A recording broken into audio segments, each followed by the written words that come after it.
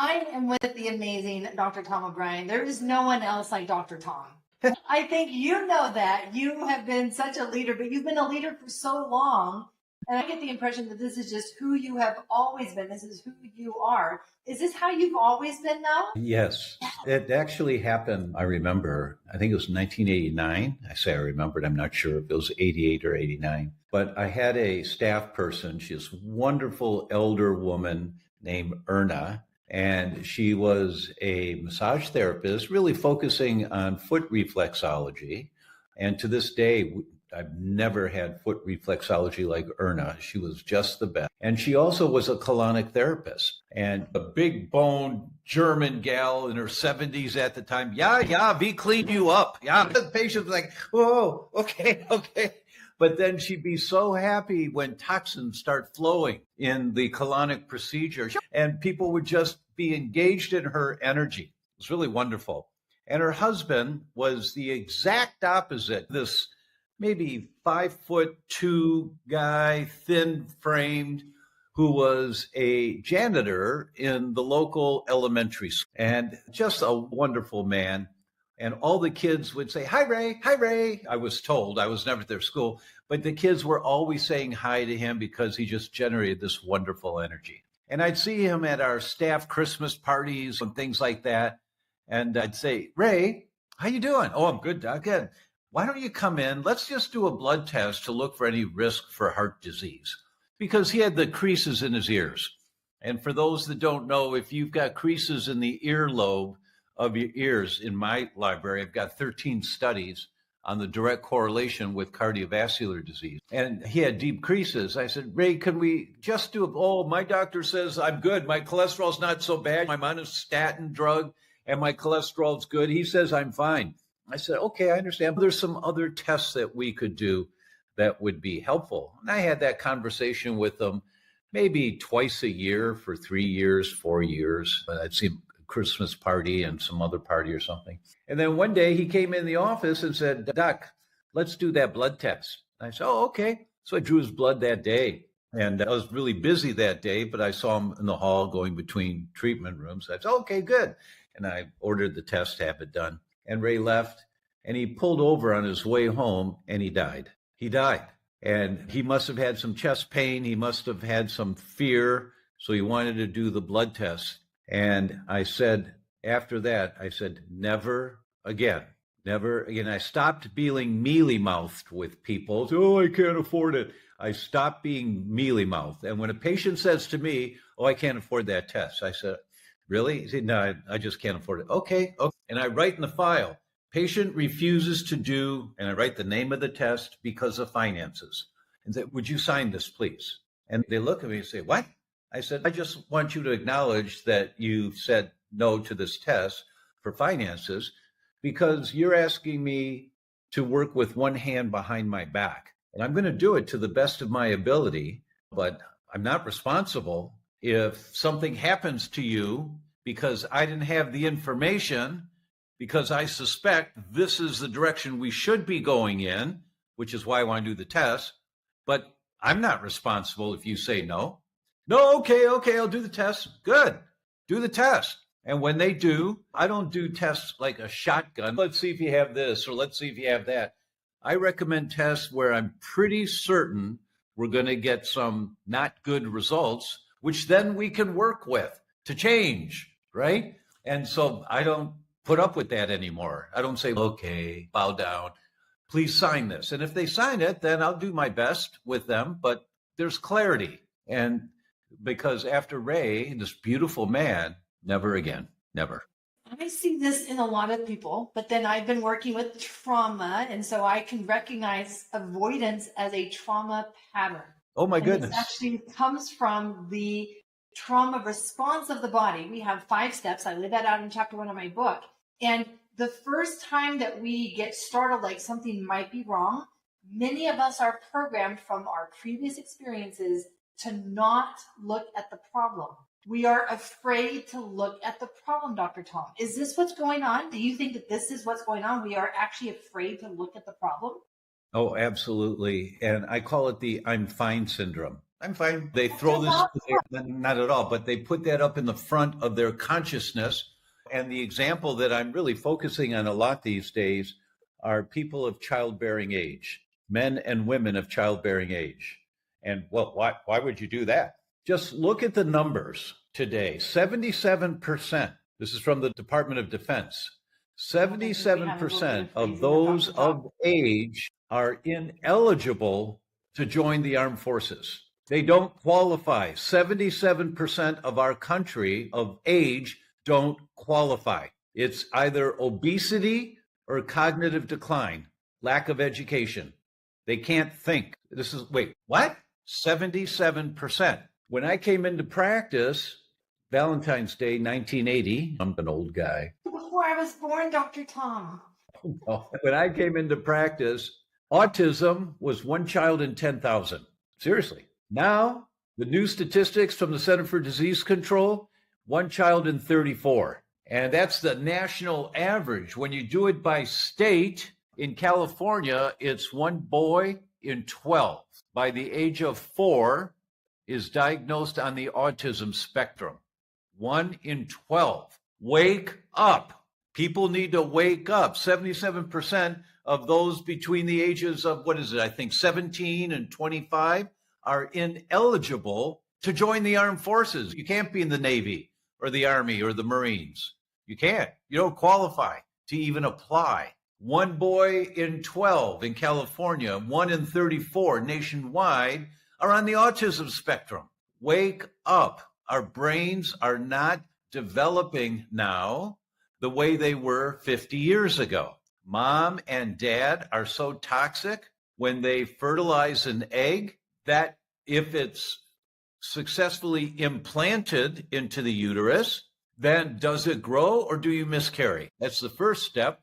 And if it grows, what percentage of their genetic potential, meaning their DNA that they got from mom and from dad, which is nothing more than the blueprint of how to build the system. DNA is just a blueprint, right? So think of this. At a fertility center, when they check men for glyphosate levels in their blood, 74% of the men have glyphosate levels in their blood. Okay, so what? If they have glyphosate levels in the blood, the glyphosate level is 300% higher, that's fourfold, 300% higher glyphosate levels in the semen. In the semen, that means, and glyphosate causes what's called oxidative damage. I don't want to get all geeky on you, so here's how you think about oxidative damage. Our friend, Dr. Jeff Bland, came up with this in 1986. Jeff was so far ahead of his time. It takes 976,000 mousetraps to fill up a football field laid side by side. And he figured it out. He measured a mousetrap. He knew the measurements of a football field. 976,000 mousetraps. Cock each mousetrap. Put a ping pong ball gently on each mousetrap. Now you have 976,000 mousetraps cocked with ping pong balls on them. It looks like snow. It's all white out there on the football field. Walk along the sidelines with one ping pong ball. Throw the ping pong ball out onto the football field. It hits one mousetrap. Pop. Now there's two ping pong balls in the air. The one you threw out there and the one that was on the mousetrap that just popped. They hit two mousetraps. Pop. Now there's 4. Pop.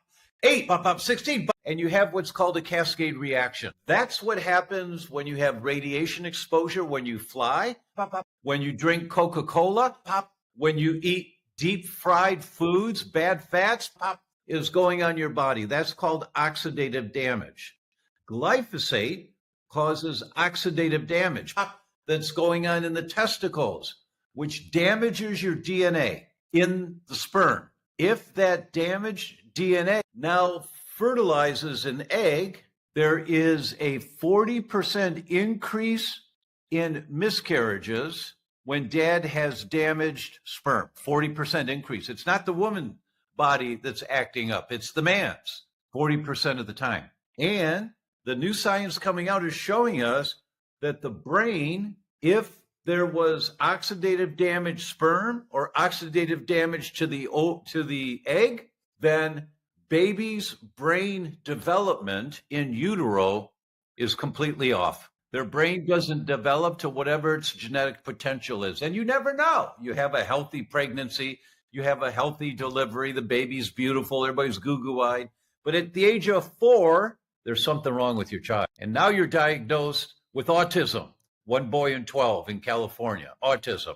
But he was healthy at age 1 and age 2 and age 3, but the brain never developed properly because dad had high glyphosate levels in his semen, which fertilized the egg, which caused that baby, that fetus, to develop in utero not to its genetic potential. So the wires, the nerves that connect the brain together, never developed to their genetic potential. And people don't want to listen to this. They don't want to hear that. They avoid. So now I'm just laying it out straight. So any of you of childbearing age, when you hear this, if you don't look into this a little further to see if I'm a nutcase or not, if you don't check for yourself, then you get married, you get pregnant, you have a baby, but all of a sudden at 5 years old or 6 years old, so you're talking 6, 7 years from now, your son is diagnosed with autism, which is a life of grief for the family, a lifetime of grief because you didn't do the simple tests to find out if you've got excessive oxidative damage before you got pregnant. Some fuel to this fire, because now you take that same body and you say, we're going to mix in a little bit of stored trauma. Let's mix in some fear, living in anxiety, living in insecurity. Let's mix in those unresolved experiences that you've had in your lifetime that just were too uncomfortable for you to feel at that time. So you stuffed it down and you've been coping, but that is creating more oxidative damage. I feel like that has been one of the clear contributions that I've been able to make to the science of trauma, is that the mechanism by which adverse childhood experiences become adult diseases is centrally focused on oxidative damage. Yeah. This effect that you're talking about where it starts accumulating and it starts popping. And we can see that happens over time, where when you're in your teenage years and maybe you had adverse childhood experiences, but as a teenager, you're doing okay. You're functioning okay. So you think. And then you get into your 20s and you're adding bad relationships and unhealthy coping mechanisms and all of these other things that you're doing because of your stored trauma, not wanting to actually process and feel and grieve and heal and all of those things. You're building so much oxidative damage, and at the same time, putting down your detoxification pathways, the very pathways that could help you. You're shutting those down by living in fear, by living in anxiety. What people don't know, and you don't have to read all this stuff. Read Dr. Aimie's book, and you'll get a lot of great information. But the oxidative damage that occurs from radiation exposure, everybody knows too many X-rays are bad for you, or too many MRIs are bad for you. Everybody knows that, or too much radiation outside, too much sun, maybe is associated with skin cancer. And the the solar flares on the sun, if you ever watch a National Geographic special, they're atomic bombs.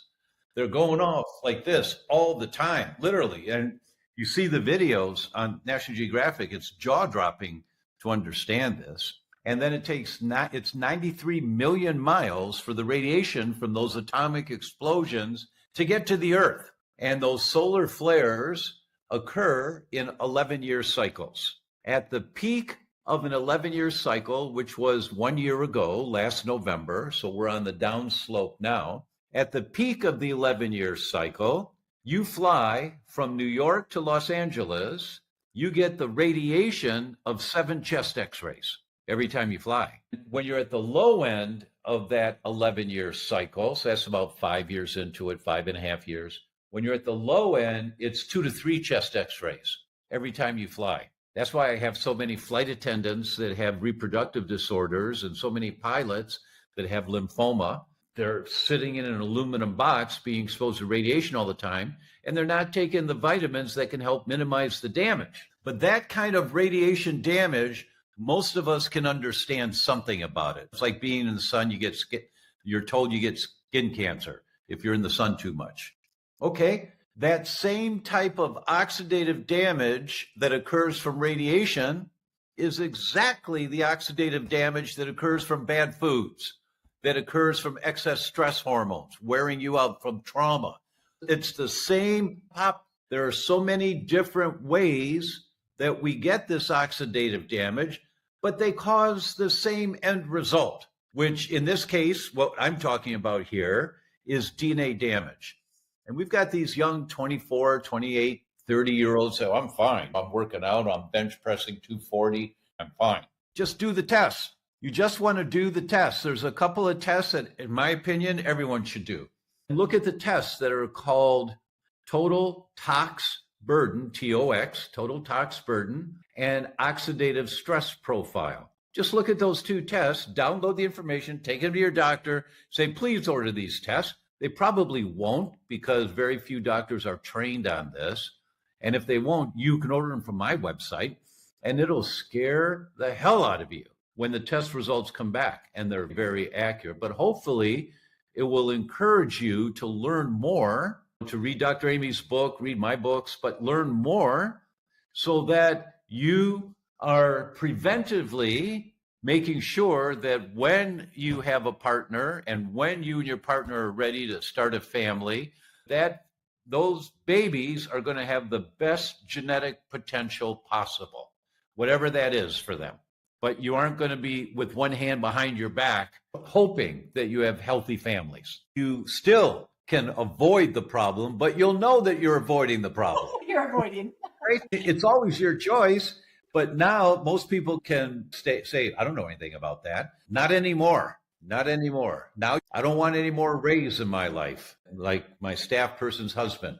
I don't want any more Rays in my life. It's not right. It's not right. Just because I didn't have the guts to be a little more direct and straightforward. Yeah, I'm becoming more that way as well. Like I can see so clearly where people are stuck and what the possibilities are that I'm no longer willing to just play nice. I'm going to say it straight because I know how you could be living your life so much more healthier, happier, and whole. And I feel like the avoidance is a feedback cycle that we get stuck in, because if we're avoiding because we've got stored trauma, that would be the reason to avoid and not look at the problem. And then that's creating more oxidative damage, which is actually what is creating a bigger problem. Instead, if we can actually find the courage, make it safe to look at the problem and deal with it earlier, my goodness, people can have such a better life earlier. Now, I know that you do a lot of travel. I do a lot of travel. So I've got my go-to supplements for when I travel and I'm exposed to more radiation. What are you taking when you travel and fly, knowing that you are exposed to more radiation? It's called the gluten sensitivity packs, the GS packs. I said, Mrs. Patient, can you take one pack a day? There's 6 pills in there, but can you take one pack a day? Yeah. There's 22 nutrients in there that are all designed to put the fire out. It's called the GS packs, gluten sensitivity packs, PACKS. And for flight attendants, I say, you know what? The safest thing that you can do is have expensive urine, to take more vitamins than your body can possibly use. They're not going to harm you in any way. And you have a very healthy, life-threatening career. So I'd much rather you have a little bit of expensive urine protecting you than not enough. But for most people, 1 pack a day is plenty. And so that's what we use. What do you use? I have a lot of things. I will say that the top 3, I'll narrow them down to the top 3. Vitamin C. I feel like vitamin C is one of the best for oxidative stress, and it's inexpensive and easy for me to find anywhere. N-acetylcysteine is another go-to for me. I started using N-acetylcysteine when, as an addiction medicine physician, I was seeing the impact of decreasing brain inflammation as I was detoxing people off of substances. It's amazing, as well as amazing for many other reasons. And then I actually have been traveling with injectable NAD. NAD for me really helps my body. It's primarily used for mitochondria to help make more energy, but when my body has more energy, it has more energy to clear out the oxidative stress. Yeah. Nice combinations. Very nice. Yeah.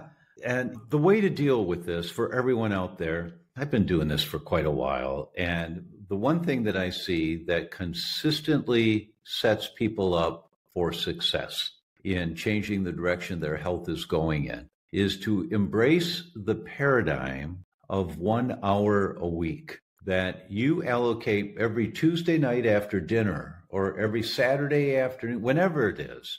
But you tell your family, look, for this 1 hour, don't bother me.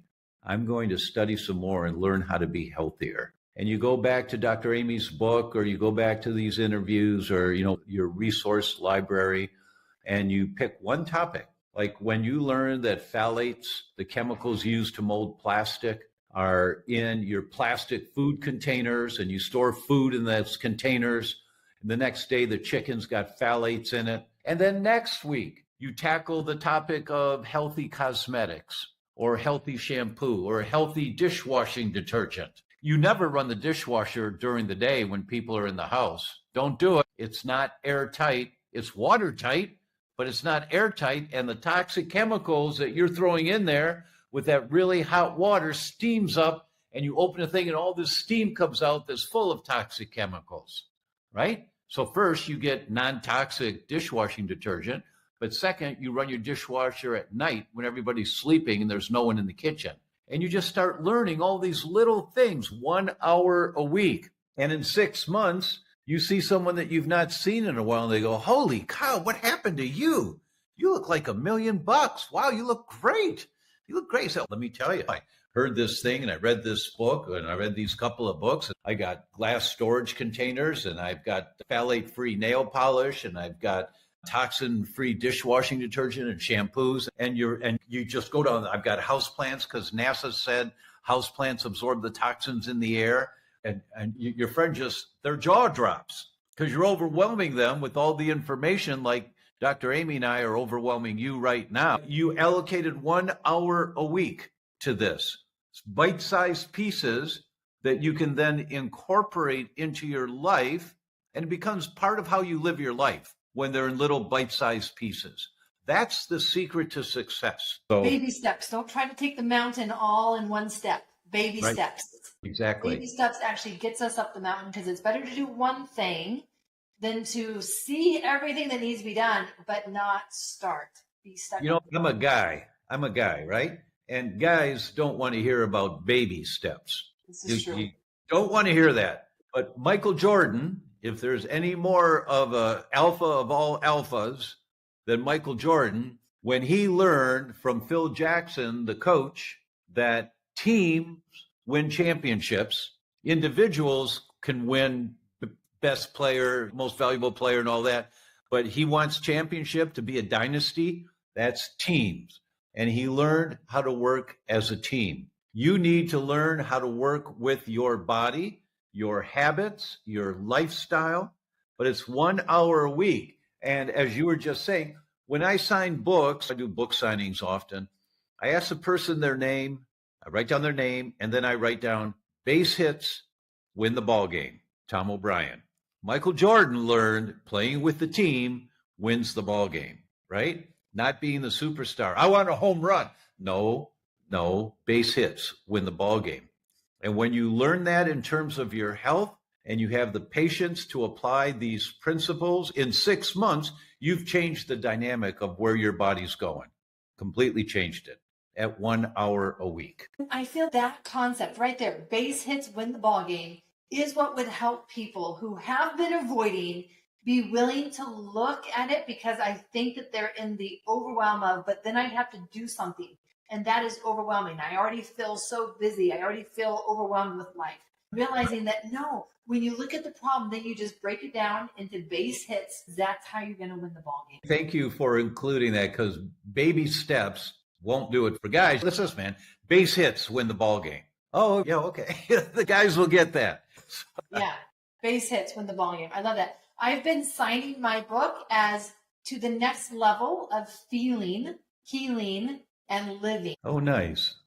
Very nice. To me, that's what it is. That's what opening up this stored trauma is. It will open up the next level of living for you, but it's through this next level of feeling and making it safe to feel at a deeper level than what we have been. Yeah, yeah. And that takes work, learning how to do that. And you and I have talked before about this, that when I have a real difficult problem patient who's tried everything and nothing is working, we always have to go to the emotional or spiritual side and see where you back out of a driveway and you say, what's wrong with this car? It's moving, but the emergency brake, right? And you let go of the emergency brake and then you back up just fine. When people are doing all the best things they can and they're not getting the results that they're hoping for, they've got emergency brakes. And most often, it's the emotional or spiritual side, what your book is about, that is the primary contributor to those emergency brakes, because they're avoiding going into that area. That's even how I lay it out in my book, is I describe the trauma response as putting on the emergency brake. Your body is putting on the emergency brake. You can have your foot on the gas pedal, but is it going to work? No, because your emergency brake is on. You are in survival mode.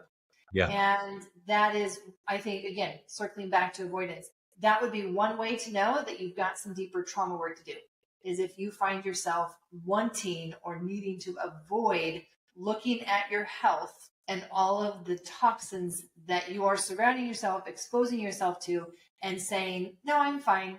I'm fine. The I'm fine syndrome. The I'm fine syndrome. Thank you. I guess not just thank you for your time, but thank you for being such a leader in this space and being a person who will speak truth, speak it with love, but you are going to speak the truth. Yeah.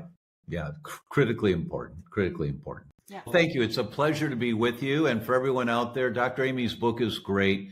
It's in an area that very few of us put time. Listen, I was married in my first marriage. My wife was a Jungian analyst. That's Carl Jung. There's Freud and Jung. Jungian analyst. So I have 23 years of that world of the impact when you've got the courage to put your toe in the water of the emotional, spiritual side, an hour a week, just learning a little bit more, the profound changes that can happen. And Dr. Aimie's book is designed around introducing you and then guiding you into how to put your toe in the water, and then how to put your foot in the water, and then your ankle, and then your calf, and then your leg, and then your thigh, and just jump in. So it's a great book, so please consider it. And right back at you, I feel like you have written one of the best books on inflammation and the base hits that will win the game for being able to get our brain back, get our energy back, get our life back, because so much of our immune system dictates the quality of our life.